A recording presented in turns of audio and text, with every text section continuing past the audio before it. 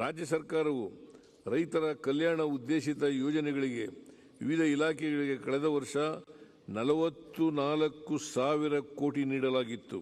ಪ್ರಸಕ್ತ ವರ್ಷದಲ್ಲಿ ಒಟ್ಟು 51,339 ಕೋಟಿ ರು ಅನುದಾನವನ್ನು ನೀಡಿದೆ.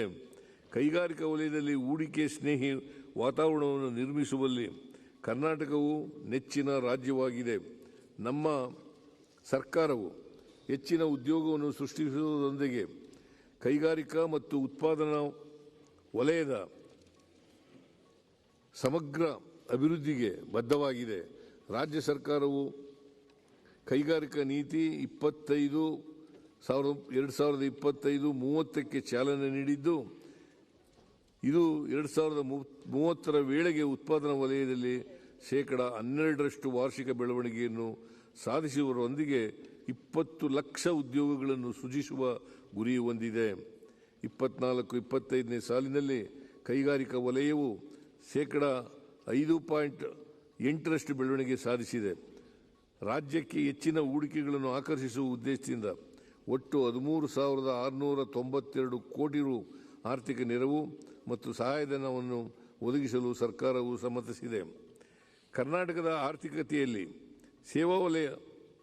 ಸೇವಾ ವಲಯದ ಕೊಡುಗೆಯೂ ಪ್ರಮುಖವಾಗಿದ್ದು, ಒಟ್ಟು ಮೌಲ್ಯವರ್ಧನೆಯಲ್ಲಿ ಸೇವಾ ವಲಯಗಳ ಪಾಲು 66%ರಷ್ಟಿದೆ. 2024-25ನೇ ಸಾಲಿಗೆ ರಾಜ್ಯದಲ್ಲಿ ಸೇವಾ ವಲಯವು ಗಣನೀಯವಾಗಿ ಬೆಳವಣಿಗೆಯಾಗಿದ್ದು, 8.9% ಬೆಳವಣಿಗೆ ದಾಖಲಿಸುವ ಮೂಲಕ ದೇಶದ ಆರ್ಥಿಕತೆಯಲ್ಲಿನ ಸೇವಾ ವಲಯದ ಬೆಳವಣಿಗೆ 7.2% ಹೆಚ್ಚಾಗಿದೆ.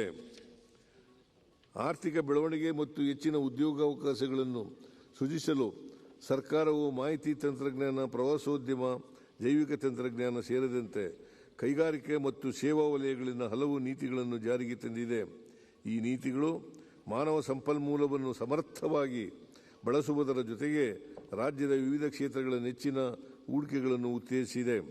ಸರ್ಕಾರವು ಜಾರಿಗೆ ತಂದಿರುವ ಈ ನೀತಿಗಳಿಂದ ರಾಜ್ಯದಲ್ಲಿ ಅಂದಾಜು 1 ಲಕ್ಷ ಕೋಟಿ ರು ಹೂಡಿಕೆಯನ್ನು ನಿರೀಕ್ಷಿಸಲಾಗಿದೆ. ಈ ಉದ್ದೇಶಕ್ಕೆ ಸರ್ಕಾರವು 13,500 ಕೋಟಿ ರು ಸಹಾಯಧನ ಮತ್ತು ಆರ್ಥಿಕ ನೆರವು ಸಹಮತಿಸಿದೆ. ನಮ್ಮ ಸರ್ಕಾರವು ಆರ್ಥಿಕತೆಯ ಬೆಳವಣಿಗೆಗೆ ಹೆಚ್ಚಿನ ಪ್ರಾಶಸ್ತ್ಯ ನೀಡಿದ್ದು, 24-25ರ ಡಿಸೆಂಬರ್ ಅಂತ್ಯದವರೆಗೆ $4.4 ಬಿಲಿಯನ್ ಮೌಲ್ಯದ ವಿದೇಶಿ ಹೂಡಿಕೆಗಳನ್ನು ಆಕರ್ಷಿಸುವ ಮೂಲಕ ದೇಶದಲ್ಲಿಯೇ 3ನೇ ಸ್ಥಾನದಲ್ಲಿದೆ. ರಾಜ್ಯದ ಹಣಕಾಸು ಪರಿಸ್ಥಿತಿ. ಕರ್ನಾಟಕ ರಾಜ್ಯವು ಸುಸ್ಥಿರ ಋಣ ನಿರ್ವಹಣೆ ಮತ್ತು ವಿತ್ತೀಯ ಶಿಸ್ತು ಪಾಲಿಸುವ ಮೂಲಕ ವಿತ್ತೀಯ ಹೊಣೆಗಾರಿಕೆಯನ್ನು ಉತ್ತಮವಾಗಿ ನಿಭಾಯಿಸಿದೆ. ನಮ್ಮ ರಾಜ್ಯದಲ್ಲಿ ವಿತ್ತೀಯ ಹೊಣೆಗಾರಿಕೆ ಅಧಿನಿಯಮವನ್ನು ಕೇಂದ್ರ ಸರ್ಕಾರವು ಅನುಷ್ಠಾನಕ್ಕೆ ತರುವ ಮುನ್ನವೇ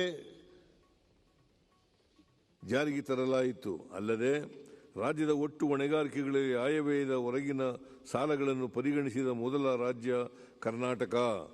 ಆದಾಗ್ಯೂ ಜಿಎಸ್ಟಿ ಜಾರಿಯಿಂದ ಕೇಂದ್ರಕ್ಕೆ ಆದ ರಾಜಸ್ವ ನಷ್ಟವನ್ನು ಸಂಪೂರ್ಣವಾಗಿ ಸರಿದೂಗಿಸಲು ಕೇಂದ್ರ ಸರ್ಕಾರ ವಿಫಲವಾದ ಕಾರಣ ಮತ್ತು ಕೇಂದ್ರ ಸರ್ಕಾರ ವಿಧಿಸುವ ಸೆಸ್ಗಳು ಮತ್ತು ಸರ್ಚಾರ್ಜ್ಗಳನ್ನು ರಾಜ್ಯಗಳಿಗೆ ಹಂಚಿಕೆಯಾಗುವ ತೆರಿಗೆ ಪಾಲಿನಲ್ಲಿ ಪರಿಗಣಿಸದಿರುವುದರಿಂದ ಹಾಗೂ 15ನೇ ಹಣಕಾಸು ಆಯೋಗದ ಶಿಫಾರಸಿನನ್ವಯ ರಾಜ್ಯದ ತೆರಿಗೆ ಪಾಲು ಕಡಿಮೆಯಾದ ಕಾರಣ ರಾಜ್ಯವು ವಿತ್ತೀಯ ಸವಾಲುಗಳನ್ನು ಎದುರಿಸುವಂತಾಯಿತು.